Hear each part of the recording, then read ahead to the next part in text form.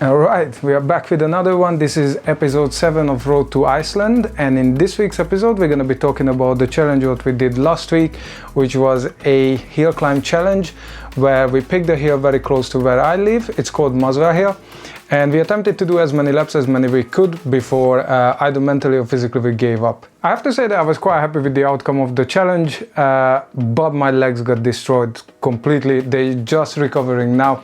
But without further ado, let's have a look at what we achieved when we tackled this challenge.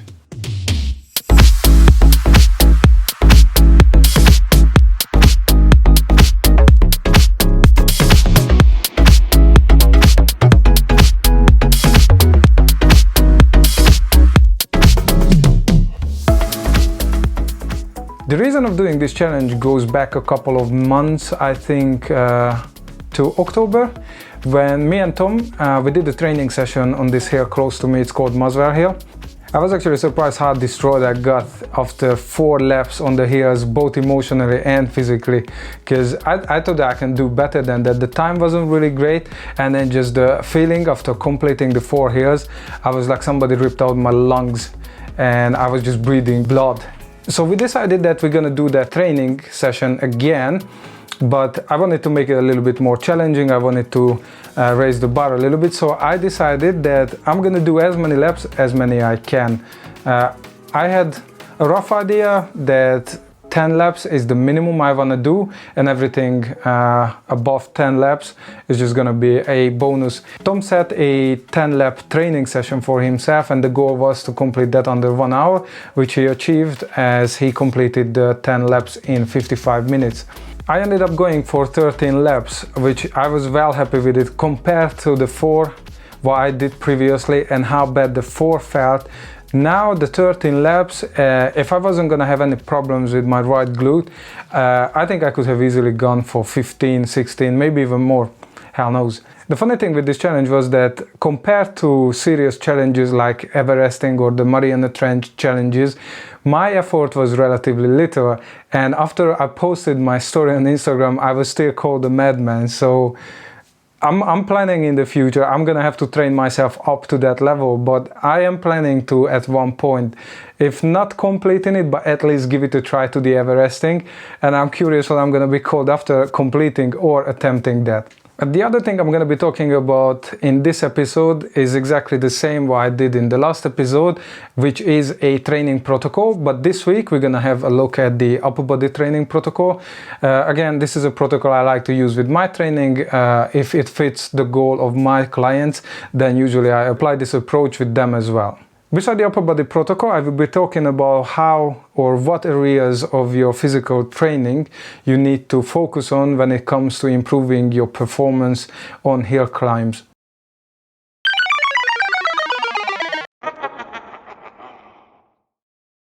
Just before we jump on to see how I was actually on the bike to complete this challenge, let's have a look at the elevation profile of this hill.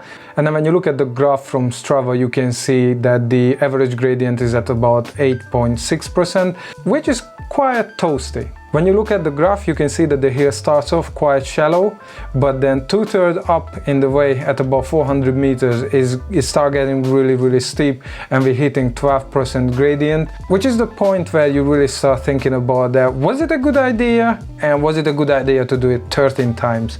Well, I tell you what, like after 4 or 5, you kind of zone out. I don't know how other people work exactly, but I kind of zoned out, and I was just, going through other ideas in my head. I was trying not to choke from the fume because there was quite a bit of a traffic on the road.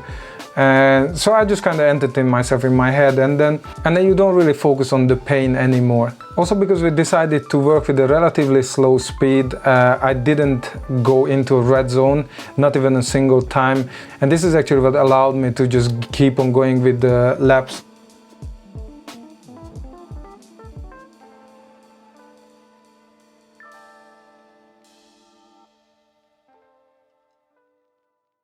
Boy, this is gonna be nasty. Okay, so here is the deal. We got 680 meters. The elevation is between 50 and 60 meters, and we need to do this hill as many times we can. I just had a massive portion of porridge, so I might end up puking, but that.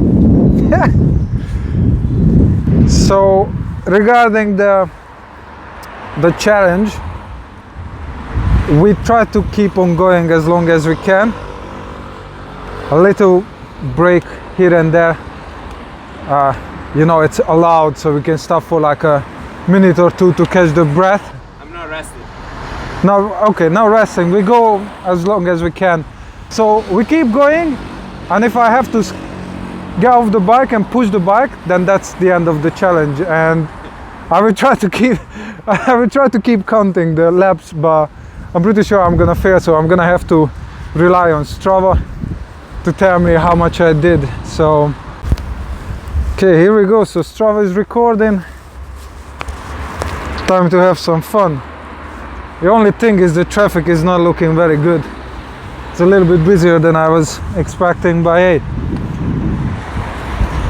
Let's get going. Okay, here we go, first lap. All right, not gonna go crazy on the first one.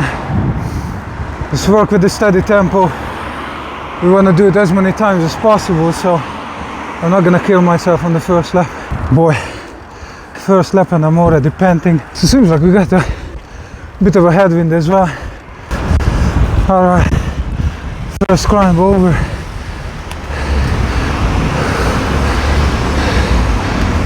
Just turn around, going down, and then back up again.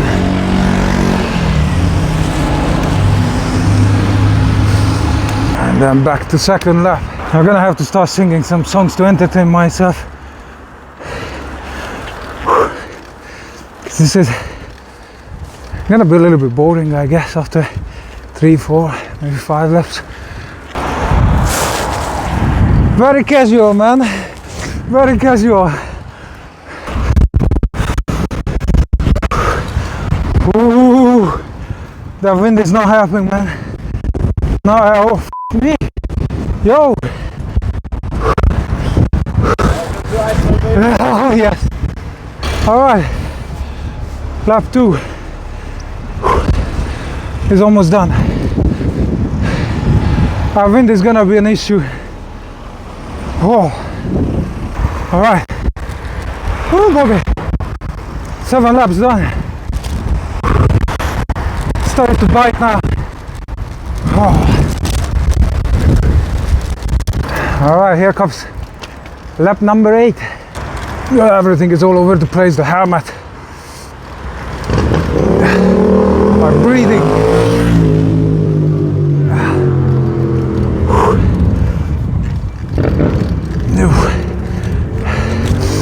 I'm not sure if the porridge was a good idea before the ride. It was 1 hour before the ride, but still feel quite full. So far we ended up doing 0 break, none.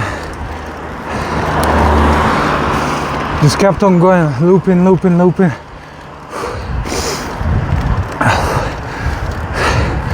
So my initial minimum goal was 10 laps. This is number 8. So I think I got in me the 10, and after that I'm gonna have to reevaluate everything. I'm afraid that if we stop and I break even for a minute, I wouldn't want to come back. So might as well just push it without the brakes as far as possible. The beginning of the hill is not too bad, but the last 200-300 meters are the steeper bit. Freaking helmet is annoying me. Actually, the legs are doing quite okay. Lower back is fine as well. The breathing is the difficult part, and dealing with the stitches and dealing with Tom chasing me. Merciless, relentless.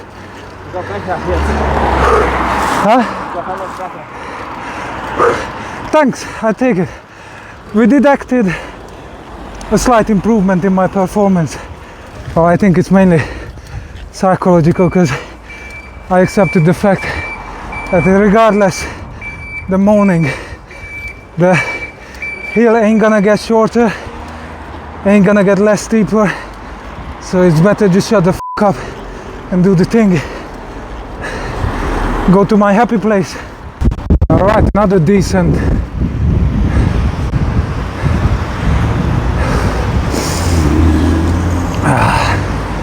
Trying to calm the breathing now.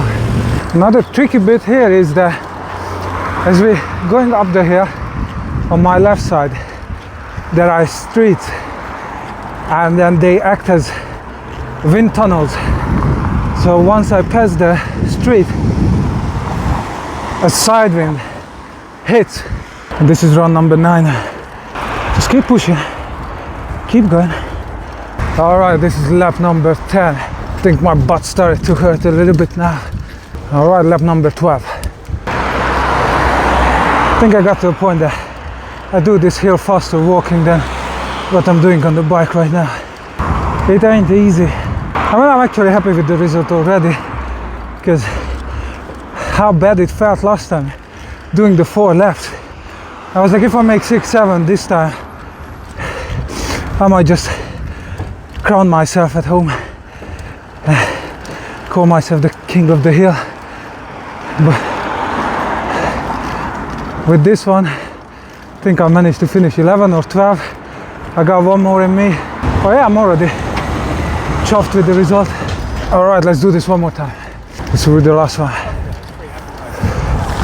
I totally lost count, it's maybe 12. I'm not sure.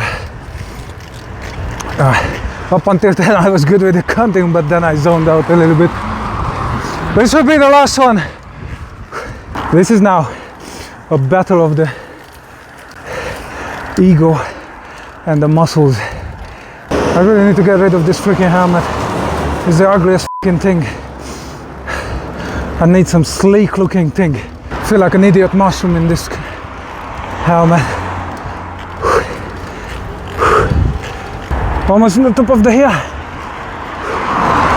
This is where the hard bit begins. Oh man, nearly there. Come on, legs. The legs are not listening. Yeah, at least my toes didn't freeze. I think this is the first time in the whole winter season when I actually feel my toes. Oh, latest to 20 meters, come on.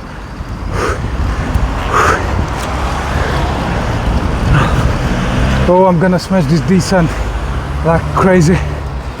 Yeah, on the top of the hill. Just gonna smash the descent. Boy! It's 15? I think 13, 12 or 13. Oh shit. But yeah, on the last descent, I was like, I said to the camera, I'm gonna smash in this thing. Yeah. And then a double A, like, you know, with handbrake on. And I was like, it. Nothing was coming in front.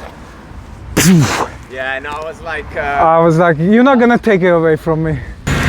You did 10, yeah? Huh? I think you did 10 or 11. 55 minutes. 10 in 55 minutes. Yo! You too. You came 1 minute after me. That's the man. Yeah, I did it naturally. I was like, I don't want this sucker. Oh yeah. I was surprised I still had it on me at the end. Yeah. I'm gonna have to upload a picture of the hill. So yeah, I don't know how many I did. Maybe 1 hour was my patience limit. Yeah.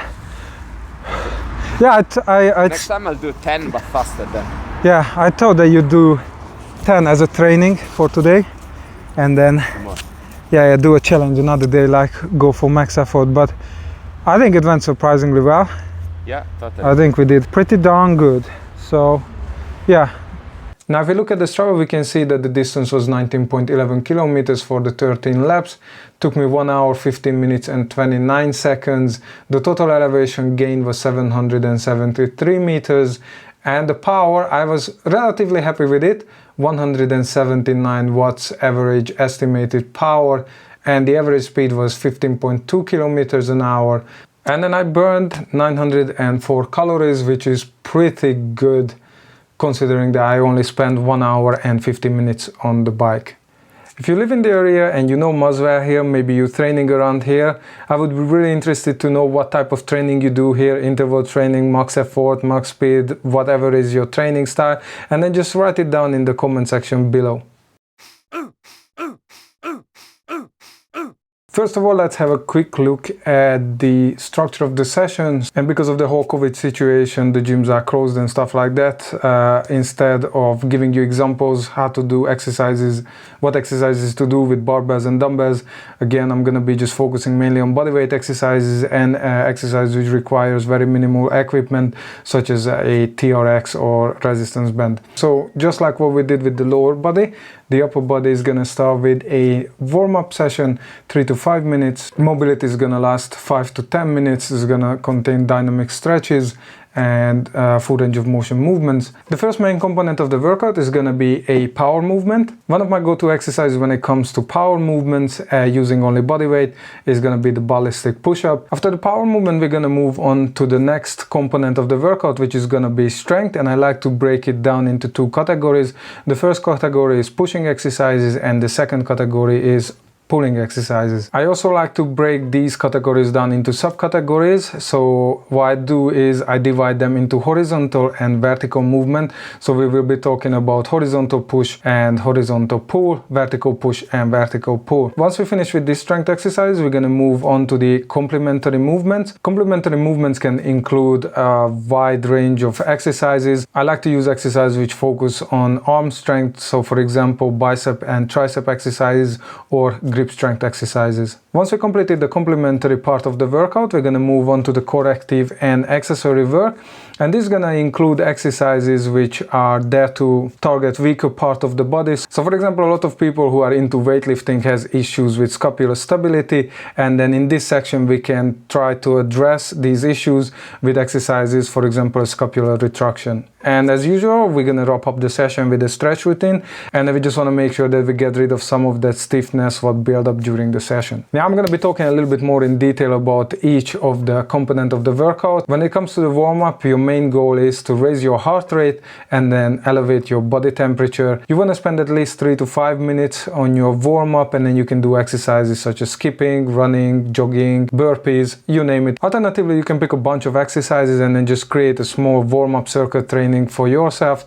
and then just complete the exercises back to back with no rest in between. After the warm-up, we want to crack on with some mobility exercises. Mobilizing is extremely important because it helps you with injury prevention, it increases range of motion, it prepares the nervous system for the upcoming work, and it also helps you to make your muscles more pliable, therefore you can improve your performance during the session. Back to the first main component of the workout, which is going to be your power movement. When you pick your power movement, think about explosive movements and make sure that you pick something which you can perform with really good technique. Exercise that would fit in this category and only requires your body weight or very minimal equipments, for example a TRX, would be ballistic push-ups or TRX dynamic reverse flies. As I mentioned it earlier, with the strength component of the workout, I like to categorize them, push and pull, and then break those down into other subcategories like vertical and horizontal movement, and then we can go even further with breaking them apart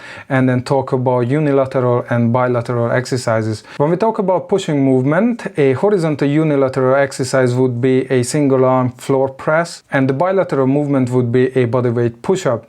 Now when we talk about vertical pushing movement, unilateral, aka a single arm movement, would be a single arm shoulder press, and a bilateral movement would be a military press. All of these exercises you can perform with the help of a resistance band. Pulling movements can be categorized exactly the same way: horizontal, vertical, unilateral, bilateral. So a horizontal unilateral movement would be a seated single arm row, and a bilateral movement would be a face pull, while on the other hand side, a vertical unilateral pulling movement would be a single arm lat pull down, and a bilateral movement would be a pull up.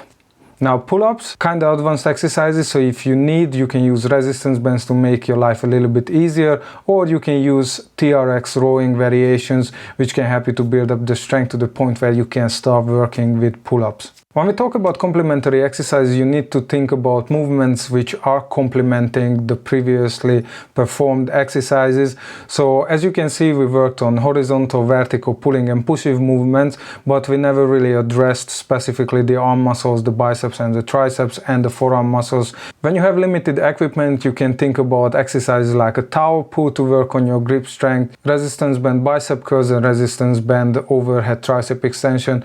These exercises will be excellent to target your upper arm muscles. Accessory and corrective exercises will be a bunch of movements that are designed to help you address weaknesses in your body, either physical or technical. So for example, if you need to work on that scapular stability what I mentioned earlier, then you're gonna do scapular retraction exercises, which you can very easily perform with the help of a resistance band. It's very easy setup and it's gonna get your shoulders working in the right way. Again, using a resistance band, you can work on wrist strength as well with flexion and extension exercises. Because you have so many categories and subcategories with these exercises, you can create a bunch of different workouts. I wanted to give you a couple of examples, a protocol A and a protocol B, how to choose exercises to put together a well-rounded workout, and you will see that just playing with the variation of a unilateral, horizontal, vertical, bilateral movements, you can create a very diverse workout. And then if you complete these workouts on a regular basis with progressive overload, you will definitely see improvement in your strength and in your technical abilities as well. So after doing the whole hill climb challenge, I thought it might be a good idea if I talk about strength training a little bit, specifically for hill climb. And it's not only going to be strength training because there are different components as well. I'm going to be talking about 3 categories today: strength training, endurance training, and strength endurance. Strength training is important because that will help you to increase force production, and then it will help you to make your tendons and ligaments stronger, which is crucial when it comes to hill climb, especially if you go max effort, because the force going through your tendons and ligaments can actually cause serious injuries if the connective tissues are not conditioned well enough. And obviously with strength training you can create adaptation in the muscle, which will later help you to deliver more power. And when it comes to strength training, you want to work with high intensity. That means that you're lifting heavy weights. Normally we do low repetitions because the nervous system fatigues as well as the muscles when it comes to like 90-95%, 100 and even 102 or 3% effort. So you're gonna have to make sure that you can execute every single repetition correctly. The number of sets usually tend to be 4, 5, 6 or even more, depending on what is the goal of the session. Endurance training is also important when it comes to hill training because some of the hills are really long. Not only a kilometer, 10-15 kilometers continuous climbing. So you're gonna have to have good endurance, you're gonna have to have your aerobic energy system. Normally endurance training sessions tend to be longer in duration and lower in intensity, and that will help you to develop the cardiovascular adaptations what are necessary to be able to go on for longer. Now with the endurance training, you're going to increase your cardiovascular capacity, which means that you can deliver more fresh oxygen to your working muscle, which means that they're going to be able to work longer and harder. And endurance training also helps you to develop the capability to work longer under fatigue. Now, a very important component of endurance training is to develop mental toughness. Oftentimes you're going to be spending hours in the saddle, or if you're a runner, then you're going to be running outdoors hours and hours. Weather conditions can be changing from sunny to rainy to windy, whatever, and then you're gonna have to be able to battle all these changes. You're gonna have to be able to put up with the pain, with the fatigue, and then obviously if you go on for hours and hours, you might get to that stage where you get bored and you just want to shut down. But regularly participating in endurance training sessions will help you to develop that psychological strength, what will help you to make sure that you can carry on even when you want to give up. I believe that strength endurance is extremely important when it comes to hill climb training. So for example, think about sprinters, massive legs, very explosive people. They are excellent on 100 meters, 200 meters. They have strength. But they can't endure that strength. They didn't train for it, so nobody expects them to do so. But just using them as an example, they wouldn't be able to run at that speed for 5 kilometers. They would just pass out. But with cycling, especially when it comes to tackling elevation, you're gonna have to have the strength, the endurance, and then you're gonna have to make sure that you are capable of enduring that strength for prolonged times. And planning and participating into training sessions which are specifically geared towards strength endurance will help you to build the increased ability of using a certain percentage of your strength at a prolonged time, or produce maximum force for maximum time. And that is really what you need when you climbing up on a hill. Strength endurance sessions, just like strength sessions, tend to have a high intensity or very high intensity approach. When you're planning your own session or planning a session to somebody else, just consider that you're gonna have to work with high or very high intensity. Therefore, you're gonna have to introduce longer rest periods to make sure that you or your athlete can properly recover.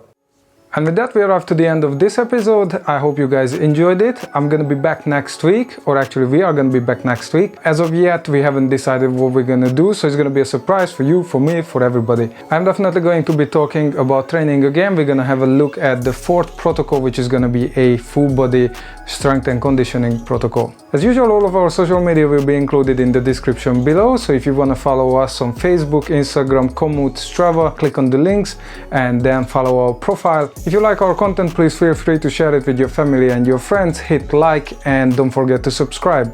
I'll see you next time, guys. Take care. Ciao.